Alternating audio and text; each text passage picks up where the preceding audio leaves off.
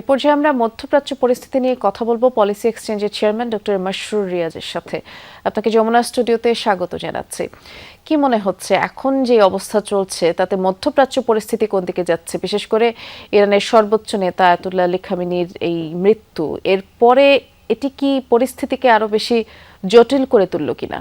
ড্রিঙ্কো এখন real fruit pulp ও নাটে cherry সহ নতুন প্যাকে নতুন স্বাদে। ধন্যবাদ। এটা খুবই একটা দুশ্চিন্তা এবং আনফরচুনেট ডেভেলপমেন্ট। একদিকে একটা যুদ্ধ, সেটা শুধু ইউএস ইসরায়েল এবং আরেকদিকে ইরান তা না, আপনারা দেখছেন পুরো রিজনে, পুরো অঞ্চলে ছড়িয়ে গেছে যুদ্ধের ইম্প্যাক্টটা বা যুদ্ধের যে ভায়োলেন্স। আর তার সাথে সাথে একটা দেশের সর্বোচ্চ নেতা, তাকে এই যুদ্ধের মাধ্যমে তার মৃত্যু ঘটলো। এবং আরো আমরা দেখেছি যে অনেক একটা স্কুলে 182 জন ছোট মেয়ে, প্রাইমারি স্কুল, তারা মারা গেছে। তো it is already very unfortunate এবং যথেষ্ট উদ্বেগের কারণ আছে আমাদের যে বাংলাদেশে। এখন ধরেন অনেকেই বলছে আজকে যেহেতু সর্বোচ্চ ধর্মীয় নেতা বা সুপ্রিম লিডার মারা গেছেন, এখন হয়তো আমেরিকা এবং ইরানের মধ্যে আলোচনার পথ খুলতে পারে, কারণ আমেরিকা সবসময় বলে এসেছিল যে সুপ্রিম লিডার খামেনি তাদের আলোচনার পথের অন্তরায়। যদিও ইরান থেকে সবসময় বলা হতো যে তারা আলোচনার জন্য প্রস্তুত, এবং আমরা দেখছিলাম যে জেনেভা, ওমানের মধ্যস্থতায় কিন্তু জেনেভা এবং অন্যান্য জায়গায় গত কয়েক সপ্তাহে বেশ ভালো আলোচনা চলছিল। এবং এর মধ্যে হঠাৎ করে এই ধরনের আক্রমণ এবং একটা দেশের যারা লিডারশিপ তাদেরকে এলিমিনেট করা, এইটা আসলে আন্তর্জাতিক আইনের কতটুকু পরিপালন হচ্ছে সেটা নিয়ে বড় প্রশ্ন হচ্ছে, এবং এটা একটা ব্লেটেন্ট ভায়োলেশন। এখন প্রশ্ন হলো যে যদি এটা কি রেজিম ওভারথ্রো করার, একটা রেজিম চেঞ্জের তো নিশ্চিত ভাবে একটা ইনিশিয়েটিভ। এটা প্রেসিডেন্ট ট্রাম্প নিজেই বলেছেন যে ইরানের জন্য সবচেয়ে ভালো, কয়েকদিন আগে, 2-4 দিন আগে, যে they are best place if there is a regime change. এখন রেজিম চেঞ্জের জায়গায় আমরা যেটা দেখছি যে এটা রেজিম ওভারথ্রো, কারণ রেজিমের যারা নেতৃস্থানীয় ব্যক্তি তাদেরকে মেরে ফেলা হচ্ছে।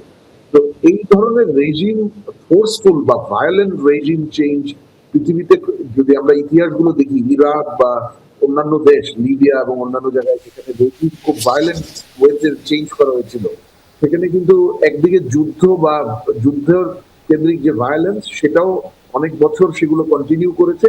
আর যেই দেশে এই ধরনের পরিবর্তন হয়েছে সেখানে কিন্তু শান্তি আসেনি বহু বছর ধরে। ইরাক এখনো পুরোপুরি স্টেবিলাইজ হয়নি, কিন্তু অলমোস্ট যুদ্ধ অবস্থা। আসলে কোনো যুদ্ধ তো শান্তি বয়ে আনে না, সেটি তো নিশ্চয়ই। কিন্তু এখন যে মধ্যপ্রাচ্যের পরিস্থিতি দেখছেন তাতে করে বাংলাদেশের উপর কি ধরনের প্রভাব পড়তে পারে? কারণ ইতিমধ্যে ইরান হরমুজ প্রণালী বন্ধ করে দিয়েছে, যাতে করে বিশ্বব্যাপী জ্বালানি একটি সংকট সেটি তো সৃষ্টি হবে, সেটি বাংলাদেশের উপরও তো পড়বে বলে অনেকেই মনে করছেন। বাংলাদেশের উপর নিশ্চিতভাবে, আমি যদি অর্থনৈতিক দিক থেকে চিন্তা করি, বড় 3টা অভিঘাতের আশঙ্কা রয়ে গেছে, মানে শঙ্কা সৃষ্টি হয়েছে। একটা হলো, আপনি জানেন যে এই পুরো ইরান এবং ইরান যেসব আমেরিকান বেজ কেন্দ্র করে যেসব দেশগুলোকে আক্রমণ করেছে, ইউএই, কাতার, আপনার বাহরাইন, সৌদি আরেবিয়া, এইসব জায়গা পৃথিবীর এনার্জি সাপ্লাইয়ের সবচেয়ে বড় একটা সোর্স। এটা মানে জ্বালানি তেলের জন্য তো এক্সক্লুসিভলি সবচেয়ে বড়, ইভেন গ্যাসের জন্য এলএনজি এই অঞ্চল থেকেই সবচেয়ে বেশি তেল এবং গ্যাস রপ্তানি হয়। বাংলাদেশের 80% জ্বালানি এই মধ্যপ্রাচ্য থেকে আসে। সুতরাং এই যুদ্ধ যদি কন্টিনিউ করে, তেলের যে সাপ্লাই সেটা বন্ধ বা ডিসরাপ্টেড হয়ে আমরা ক্ষতিগ্রস্ত হতে পারি। আর আরেকটা হলো, এই ধরনের তেলের প্রধান অঞ্চলে বা জ্বালানি প্রধান অঞ্চলে যখন এই ধরনের অস্থিরতা বা যুদ্ধ বিগ্রহ হয়, তখন জ্বালানি প্রাইস বেড়ে যায় পুরো ওয়ার্ল্ডে। এবং আমাদের, আপনারা জানেন, আমাদের তেলের প্রায় পুরোটাই জ্বালানি তেল ইম্পোর্ট করা। আমাদের গ্যাসের একটা বড় অংশ এখন এলএনজির মাধ্যমে ইম্পোর্ট করতে হয়।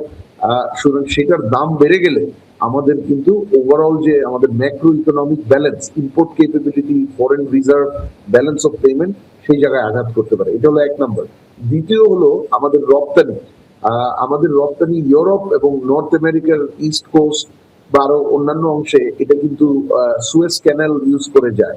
তো সুয়েজ ক্যানাল এই অঞ্চলটার একেবারেই সাথে, এবং পূর্বে আমরা দেখেছি যে সুয়েজ ক্যানালে ইরানের যারা সমর্থক, যেমন হুতি রেবেলস, তারা কিন্তু এই ধরনের ঘটনায় সেখানে বিভিন্ন ধরনের আক্রমণ তারা করেছে, তখন শিপিং রুটটা ক্ষতিগ্রস্ত হয় বা হুমকিতে আসায় আপনার শিপগুলো আইদার চলাচল করে না অথবা সাউথ আফ্রিকা ঘুরে যায়।